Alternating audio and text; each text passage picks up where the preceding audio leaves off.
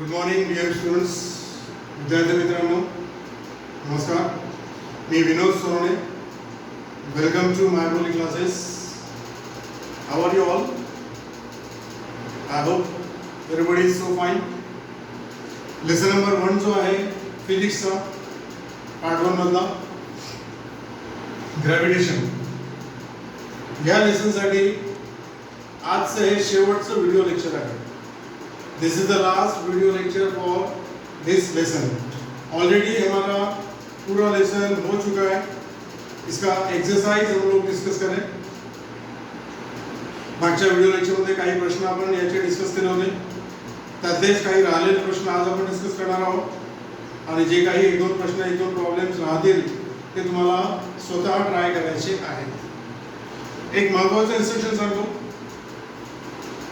की लेसन मध्ये तुमच्या टेक्स्टबुक मध्ये सॉल्व प्रॉब्लेम्स आहेत, सॉल्व एक्झाम्पल्स आहेत, मॅथमॅटिकल प्रॉब्लेम्स.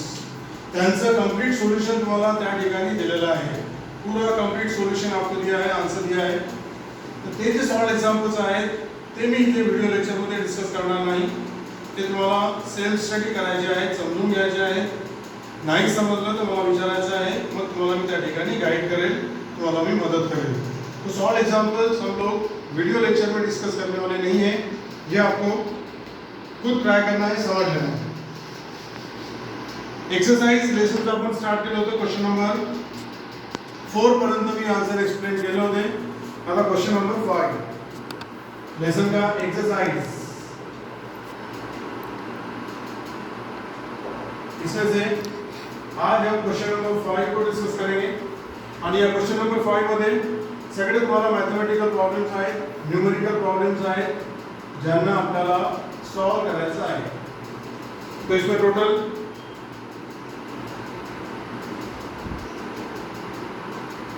7 प्रॉब्लम्स आपको दिए. इसमें से पहला प्रॉब्लेम नीट चांगल्या प्रकारे लक्ष देऊन ऐकून घ्या. कशा प्रकारे मॅथमॅटिकल प्रॉब्लेम्स आपण सॉल्व करणार आहोत. प्रश्न आधी वाचून घ्यायचा. प्रश्नामध्ये काय दिलेलं आहे आणि काय आपल्याला फाइंड करायचं आहे किंवा काय प्रूव करायचं आहे ते आधी नोट करायचं. पहले ये दो चीजें हमको क्वेश्चन में से नोट करनी है, गिवन एंड टू फाइंड. तो क्वेश्चन नंबर 5 का सब क्वेश्चन ए. क्वेश्चन ऐसा है, an object takes 5 second to reach the ground from a height of 5 meter on a planet.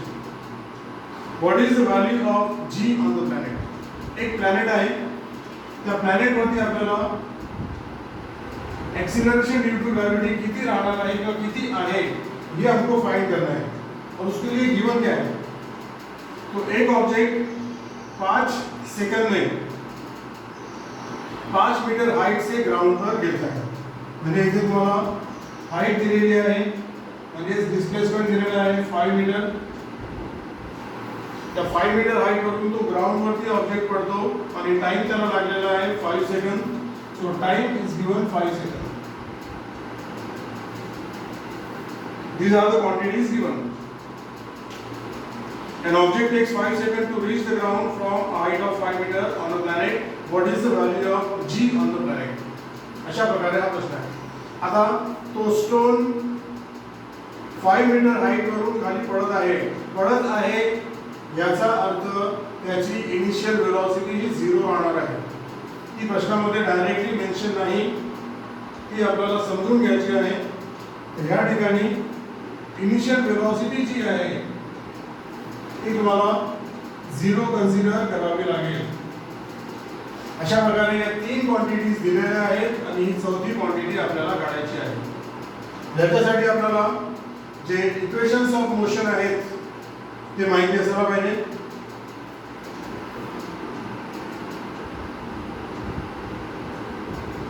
v equal to u plus at,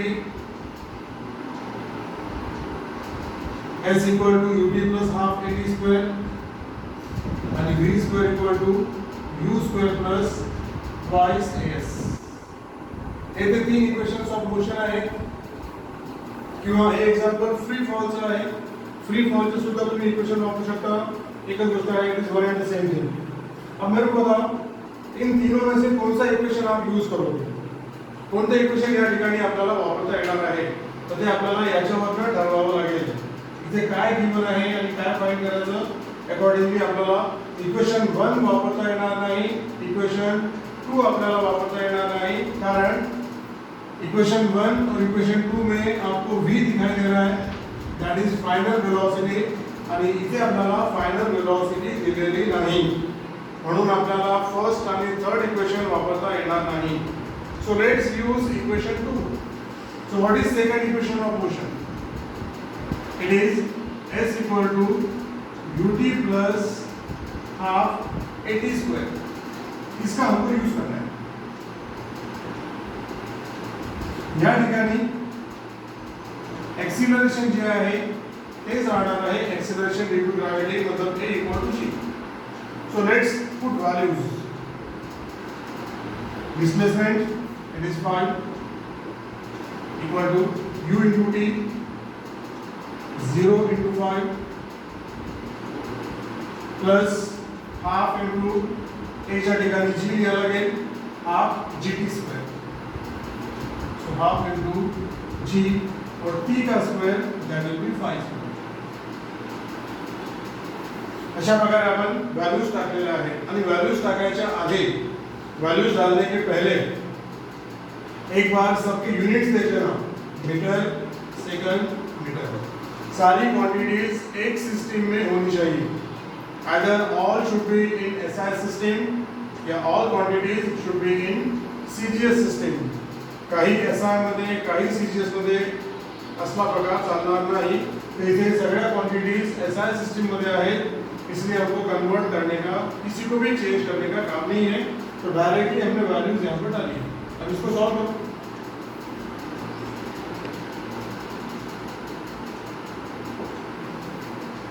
Ziro into 5 तो 0 हो जाएगा, plus half into जी into 5 का square 25. जी हमको फाइंड करना है, उसको एलएचएस में रखो, बाकी क्वांटिटीज आरएचएस में ले लो. ये 5 इधर आएगा, ये 2 से 5 मल्टीप्लाई हो जाएगा और 25 इसके अपान में जाएगा. अब अगर कैलकुलेशन से भाग कितना आता है, this is 5 2 10 and this is 25. 10 by 25 it can be written 2 by 5. दोनों को 5 से डिवाइड किया, 2 by 5 कितना आता है, तो दिस इज 0.4. इट इज एक्सीलरेशन, तो इसका यूनिट होगा metre per second square.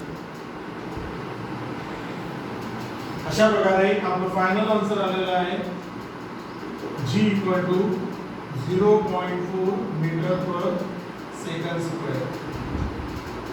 Final आन्सरला नेहमी अशा प्रकारे हायलाइट करायचं. याच्यानंतर शेवटी मग याचं फाइनल स्टेटमेंट.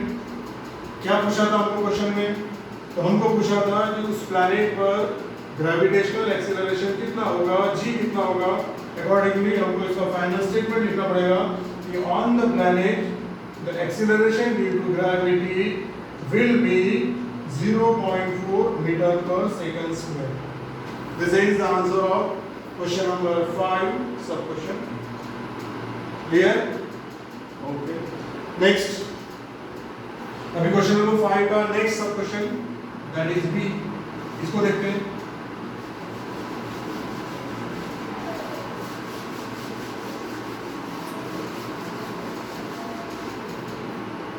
प्रश्न वाचून घ्या. प्रश्नामध्ये काय गिवन काय फाइंड करायचं ते ठरवायचं आहे.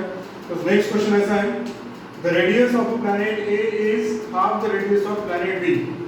दोन प्लॅनेट आहेत, एक प्लॅनेट ए आणि दुसरा आहे प्लॅनेट बी.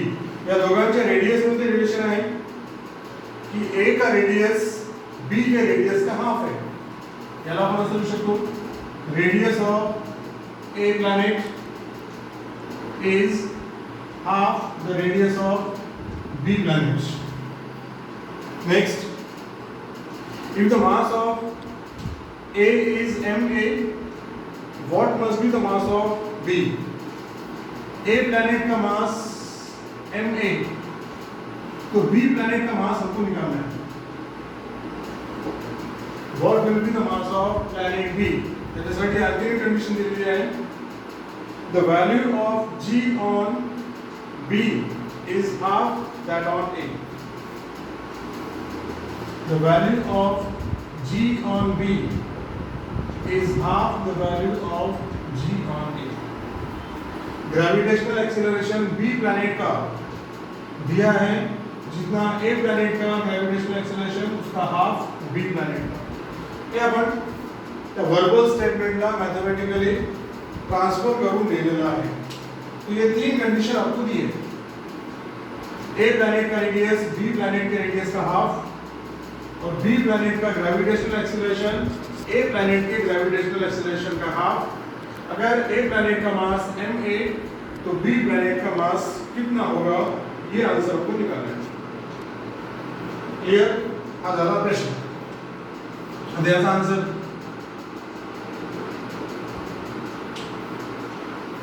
इसमें आपको ग्रेविटेशनल एक्सीलरेशन का फार्मूला पता होना चाहिए. The formula for gravitational acceleration is G equal to gm by r square. आ मेन फार्मूला है जिसका यूज हमको करना है. Now let's write this formula for planet A separately and for planet B separately. So for planet A क्या लिख सकते हैं हम? GA equal to GMA upon RA square. Same formula आहे फक्त आपण बदल काय केला आहे. प्लॅनेट ए साठी आपण इथे ए लिहिला आहे, इथे ए लिहिला आहे, इथे ई लिहिला आहे. ये जो कैपिटल जी है ये सबके लिए सेम होता है. That is gravitational constant. So this is GA. Same and for planet B. B planet साठी काय लिहिता येईल? हाच formula. So we can write GB equal to capital G MB upon RB square. Same formula फक्त B साठी आपण इथे B आणि इथे B घेतलेला आहे. So let's write this as equation 1 and this as equation 2. हे आपण B planet आणि A planet साठी सेपरेटली लिहिलं आहे. Now let's divide equation 2 by equation 1. Divide equation 2 by equation 1. Therefore RHS किंवा LHS upon LHS and GB upon GA equal to RHS upon RHS. इधर आएगा G MB upon RB square and the denominator will be GMA upon RA square. अब इसको करना है simplify. Simplify करना capital G cancel हो जाएगा. क्या बचता है फिर अब इथे राहणार आहे MB upon MA into RA square upon RB square. कारण हे अपॉन मध्ये आणि हे अपॉन मध्ये आहे. इथे लिहिताना हे RA square वरती जाईल आणि RB square नीचे आएगा. क्या होगा? ठीक है. अभी हमारे पास जो इंफॉर्मेशन है उसमें से हमको इसकी वैल्यू डिसाइड करना है कि याच्यावर आपल्याला भेटेल आणि याची व्हॅल्यू आपल्याला याच्यावर डिसाइड करायची आहे किंवा याच्यावर आपल्याला मिळणार आहे. कितना होगा? अब GB upon GA कितना आएगा? इसमें से बोलो GB upon GA that will be half. So this is 1/2. त्याच्या ठिकाणी 1/2. MB upon MA याला असंच ठेवायचं. into. Now what is RA upon RB? ये शब्द समझते हैं. RA upon RB वो आएगा 1/2 आणि त्याचं स्क्वेअर आहे. So this will be 1/2 square. Clear? Therefore 1/2 equal to MB upon MA into this is 1/4. ये 1/4 को अगर आपने इधर किया तो आपको मिलेगा MB upon MA will be 4/2, that is 2. याला जर क्रॉस मल्टिप्लाय केलं तर आपल्याला MB भेटेल. So in this way MB आपको मिलेगा 2 into MA. क्या आपल्याला फाइंड करना होता तो हमको पूछा था कि बी प्लैनेट का मास कितना होगा. तो हमारा आंसर आ रहा है कि बी प्लैनेट का मास ट्वाइस MA, मतलब जितना ए प्लैनेट का मास उसका डबल होगा. तो याच्यानं आपल्याला एक फायनल स्टेटमेंट लिहिता येते की mass of the planet B is double the mass of planet A. जितना ए प्लैनेट का मास उससे डबल बी प्लैनेट का मास होगा.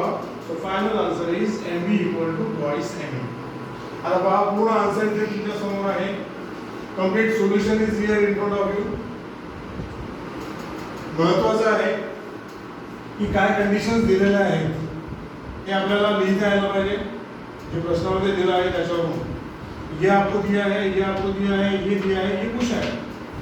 हा मेन फॉर्म्युला सेम फॉर्म्युला अपन ए प्लैनेट साठी आणि बी प्लैनेट साठी दोनों के लिए अलग अलग लिखा और उसी को डिवाइड करके सिंप्लीफाई करके वैल्यूज डाल के आपको आपका फाइनल आंसर मिलता है. क्लियर? इसको समझ लो और ये आपको खुद ट्राई करना है. Next question number 5, sub question C.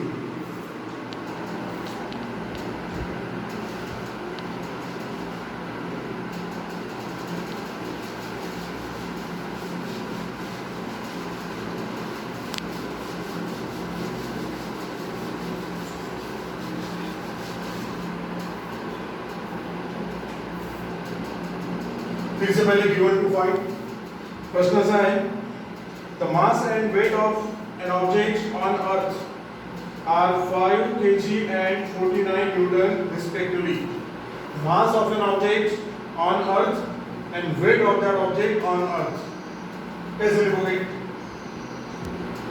तो mass on earth इसको ऐसे लिखना है और weight on earth इसको ऐसे लिखो.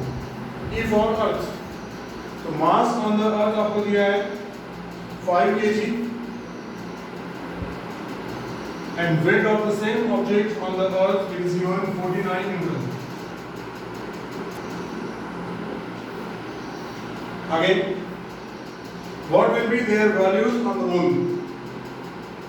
ये दोनों वैल्यूज आपको मून पर कितनी है ये निकालना है. These are on the earth.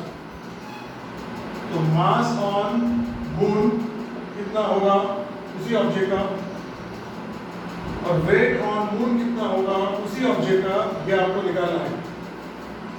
इसके लिए आपको दिया है assume that the acceleration due to gravity on the moon is 1/6 of that on the earth. याच्यासाठी तुम्हाला दिलेला आहे की acceleration due to gravity on the moon it is 1/6 of acceleration due to gravity on the earth. हे तुम्हाला statement दिलेला आहे त्याला आपल्याला मॅथमॅटिकली कन्वर्ट करून लिहिता यायला पाहिजे ते अशा प्रकारे. तो gm equal to 1/6 into ge. तो ये तीन चीजें आपको दी है और ये दो आंसर्स पूछे. आंसर याचा पहला आंसर फार सोपा है. इसका पहला आंसर काफी इजी है, कोई कैलकुलेशन का काम नहीं. बोलो what will be mass of the object on the moon. उस ऑब्जेक्ट का अर्थ पर अगर मास 5 kg है तो मून पर उसका मास कितना होगा. तो इसका सिंपल आंसर है कि मास ये हमेशा कांस्टेंट होता है. मास कभी भी चेंज होता नहीं है. मास हे केव्हाही बदलत नाही, तुम्ही कुठेही जा, तो जो मास अर्थ पर होगा वही मास मून पर होगा. इथे तुम्हाला लिहायला लागेल कि mass is always constant, that is do not change. Mass एक कांस्टेंट होता है, बदलता नहीं है. इसलिए mass on the moon will be equal to mass on the earth and that is 5 kg. हे झालं पहिला आन्सर. त्या ऑब्जेक्टचं मून वरती मास जितकं अर्थ वरती आहे तितकंच राहणार आहे, ते चेंज होत नाही. पहला आंसर आ गया. और दूसरा, अभी हमको निकालना है कि अगर अर्थ पर वेट इतना है 49 न्यूटन, तो उसी ऑब्जेक्ट का मून पर वेट कितना होगा. याच्यासाठी आपल्याला वेट साठी फॉर्मूला माहिती है. तो what is formula for weight. तो वेट होता है m into g, a main formula. Now let's write the same formula for earth, same formula for moon. Therefore weight on earth will be equal to mass on earth into gravitational acceleration on earth, and weight on moon will be equal to mass on moon into gravitational acceleration on moon. याला आपण equation 1 आणि equation 2 म्हणूया. याला divide करून आपल्याला answer मिळणार है. किसको किससे डिवाइड करोगे, तो जो आपको फाइंड करना होता है उसको हमेशा न्यूमरेटर में रखना. So let's divide equation 2 by equation 1. 2 divided by 1 क्या मिलेगा. LHS upon LHS, weight on moon upon weight on earth equal to RHS upon RHS. ये ऊपर जाएगा.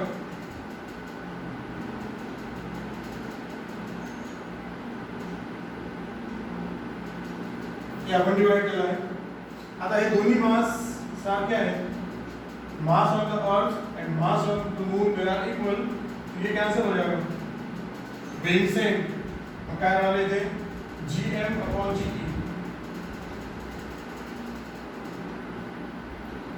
therefore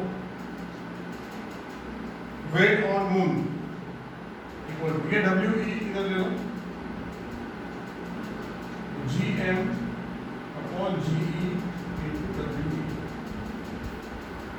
now what is gm upon ge. हे आपल्याला याच्यावरून मिळणार आहे. इसमें से बोलो gm upon ge कितना है. तो gm upon ge ये आता है 1/6, so equal to 1/6. इसका value 1/6 into we, that is weight on earth.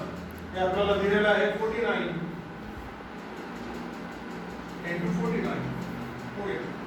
आता कॅल्क्युलेशनचा भाग, तर 49 ला जर आपण 6 ने डिवाइड केलं तर आपण तुम्ही करून पाहिजे. तो ये आंसर आता है 8.17.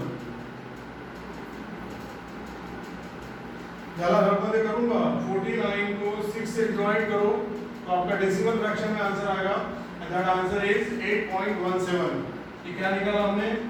दिस इज वेट ऑन मून. यहाँ से यूनिट राहणार आहे न्यूटन, कारण वेट इज ग्रॅव्हिटेशनल फोर्स. अशा प्रकारे जे आंसर आपल्याला विचारलं होतं की त्या ऑब्जेक्टचं मून वरती वेट किती राहणार आहे, तो उसका मून पर वेट आ गया 8.17 न्यूटन. इसका फाइनल स्टेटमेंट. आता फाइनल स्टेटमेंट मध्ये दोन्ही आंसर लिहायचे. मास कितना होगा और वेट मून पर कितना होगा. So mass of the object on the moon remains same, that is 5 kg, and its weight on the moon will be 8.17 newton. अशा प्रकारचं या प्रश्नाचं हे आन्सर आहे, आणि this is the method for getting the answer. हे सगळं आपलं थिअरी मध्ये झालेलं आहे. रिलेटेड व्हिडिओ लेक्चर मध्ये हे सांगून झालेलं आहे. इथे हे पहिला आन्सर आणि दुसरा आन्सर. एक शेवटचा प्रश्न सांगतो. बाकीचे जे राहिलेले आहेत ते तुम्ही स्वतः ट्राय करायचे, स्वतः करून पाहिजे. नाही आलं तर त्याचा आन्सर मी तुम्हाला प्रोव्हाइड करेल किंवा तिथे मी तुम्हाला गाईड करेल.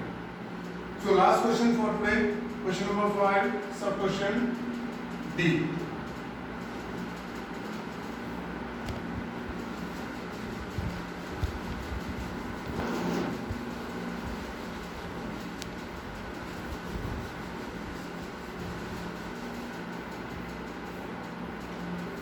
सब क्वेश्चन डी.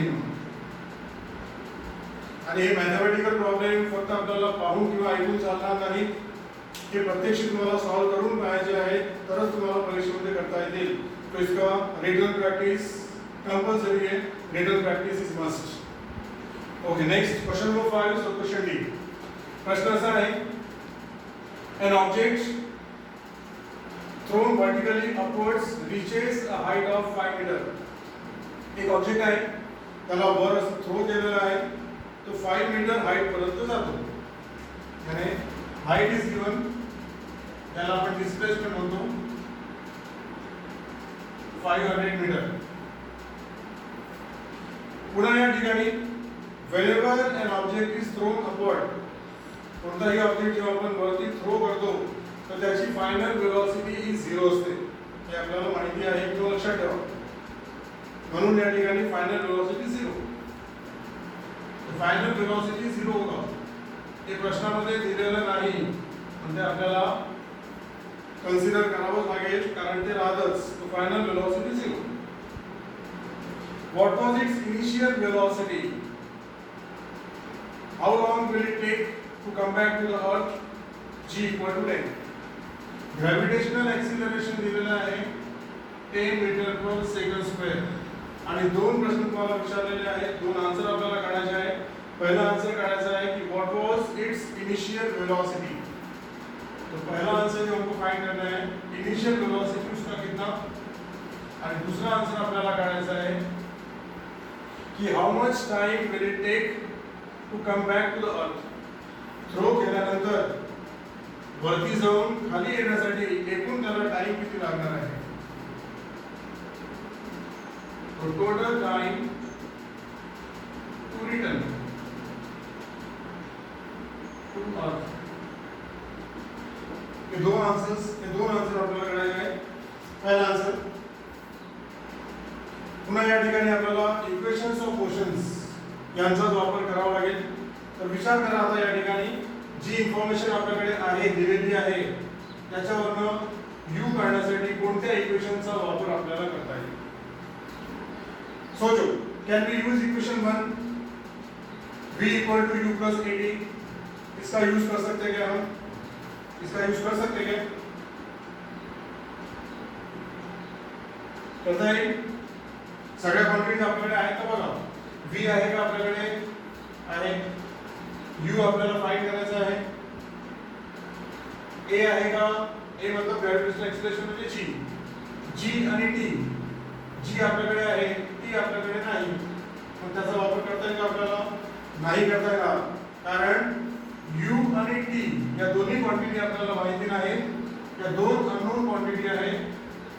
इक्वेशन 1 आपल्याला वापरता येणार नाही. अननोन क्वांटिटी एकच असायला पाहिजे.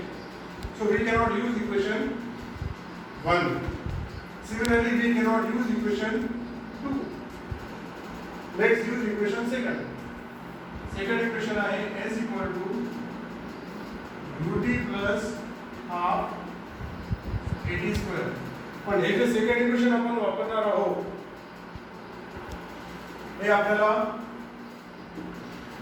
डाउनवर्ड मोशन साठी वापरावं लागेल. आणि थर्ड इक्वेशन जे आहे v square equal to u square plus twice as हे आपल्याला अपवर्ड मोशन साठी वापरावं लागेल. So when we throw the stone जब ऊपर जाता है तो let's use equation 3. Final velocity 0 आहे. इनिशियल वेलोसिटी आपल्याला फाइंड करायची आहे प्लस 2 into. आता या ठिकाणी एक्सिलरेशन ड्यू टू ग्रॅव्हिटी आपल्याला मायनस घ्यावं लागेल, कारण हे लक्षातच ठेवा ऑब्जेक्ट जेव्हा वरती जातो तर जी मायनस घ्यायचं आणि ऑब्जेक्ट जेव्हा खाली येतो तर जी प्लस घ्यायचं. इसकी वैल्यू डाल सकते हैं हम -10 दिया into displacement that is also given 500.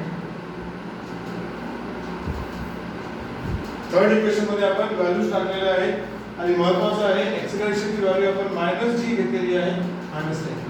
इसमें से निकालना हो सकता है तो 0 इक्वल टू u स्क्वायर. अब एक भी रहा है ये माइनस होगा 500 into 2 1000 1000 into 10 10,000 माइनस क्वांटिटी लगेगा क्या तो u स्क्वायर आएगा 10,000 taking square roots of both sides. इसका स्क्वायर रूट अगर आपने लिया तो वो आता है 100 that is metre per second. हे पहिला आन्सर आलेला आहे. इनिशियल वेलोसिटी किती राहणार आहे ते विचारलं होतं. अशा प्रकारे थर्ड इक्वेशनचा वापर करून initial velocity of the object was किंवा इज 100 मीटर पर सेकंड. पहिला आन्सर हमारा हो गया. आता आपल्याला टाइम काढायचा आहे की एकूण वरती जाऊन खाली येण्यासाठी किती वेळ लागणार आहे. इसके लिए हमको यूज करना है second equation s equal to ut plus 1/2 gt square. आप ये सेकंड इक्वेशन डाउनवर्ड मूवमेंट के लिए हम लोग यूज करें तो g का वैल्यू प्लस होगा. Let's put values here. Displacement कितना है 500 u into t. u अभी हमने निकाला 100 और टाइम हमको फाइंड करना है तो उसको t रहने दो प्लस. आता हे प्लस राहणार आहे कारण डाउनवर्ड मोशनसाठी g हे पॉझिटिव्ह राहणार. a म्हणजेच g so that will be 10 plus half into 10 into t square.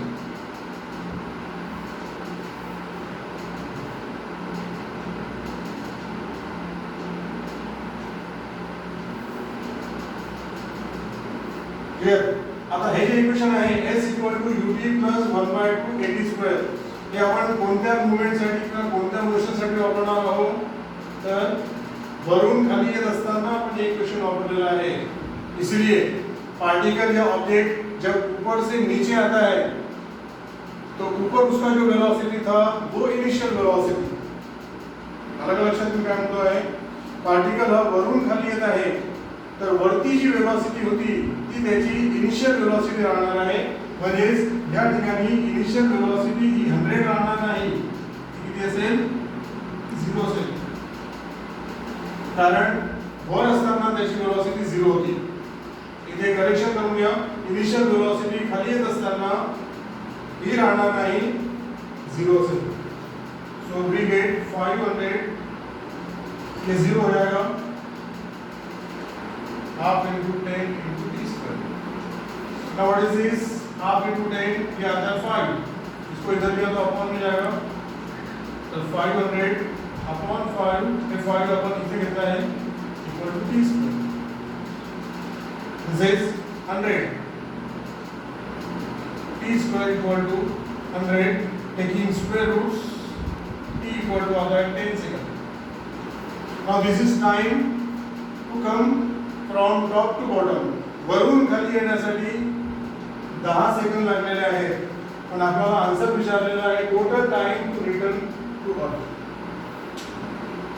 वरती थ्रू केल्यानंतर वरती जाऊन परत खाली येण्यासाठी टोटल टाइम आपल्याला विचारलेला आहे. और ये बात ध्यान रखो किसी भी ऑब्जेक्ट को जितना समय ऊपर जाने के लिए लगता है उतना ही समय वापस नीचे आने के लिए लगता है. ये दोनों टाइम सारखे असतात. तो अगर उसको 10 सेकंड नीचे आने के लिए लगे तो 10 सेकंड उसको ऊपर जाने के लिए लगे थे. तो टोटल टाइम कितना होगा फिर 20 second. Therefore total time to return to ground या return to earth is 10 into 2 and that is 20 seconds. अशा प्रकारे सेकंड जे आन्सर आहे ते आन्सर आलेला आहे 20 सेकंड आणि पहिलं जे आन्सर होतं ते आन्सर आलेलं आहे 10 मीटर पर सेकंड. मग याचं शेवटी तुम्ही फायनल स्टेटमेंट दोघांची मिळून लिहू शकता की initial velocity of that object is 100 metre per second and the object will take 20 seconds to return back to the earth. अशा प्रकारे या प्रश्नाचं हे आन्सर आहे. दोन पार्टमध्ये दोन आन्सर आपण काढलेले आहेत. क्लिअर? इथे आन्सर तुमच्या समोर आहे, तुम्हाला दिसते आहे. त्याला पाहून घ्या, ऐकून घ्या, समझून घ्या. और यही आंसर आपको खुद ट्राई करना है. जब तक आप खुद नहीं करोगे आपको कॉन्फिडेंस नहीं आएगा. समझ लो, then close it and try on your own. ठीक है. या ठिकाणी क्वेश्चन नंबर 5 बी झालेला आहे. क्वेश्चन नंबर 5 मध्ये आपण 4 आन्सर्स एक्सप्लेन केले. आता पुढे आणखीन 3 आहेत. सब क्वेश्चन ई आहे, सब क्वेश्चन एफ आहे आणि सब क्वेश्चन जी आहे.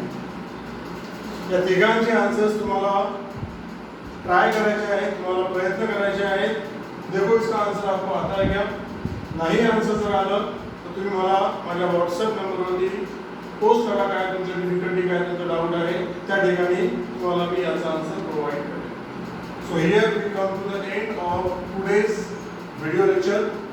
आणि या ठिकाणी आपला हा जो पहिला लेसन आहे ग्रेविटेशन हा सुद्धा कंप्लीटली संपतो आहे. ये पूरा लेसन अभी यहाँ पर खत्म हो गया. अब इसमें अगर आपको कुछ नहीं समझा, कुछ आपको नहीं आता है तो ये आप पर्सनली मेरे से कॉन्टॅक्ट करके पूछना है. माझ्यातर्फे हा लेसन इथे संपलेला आहे. आता तुम्ही याला समजून घ्या, वाचून घ्या, प्रॅक्टिस करा आणि याची चांगल्या प्रकारे तयारी करा. ठीक आहे. That's all for the day.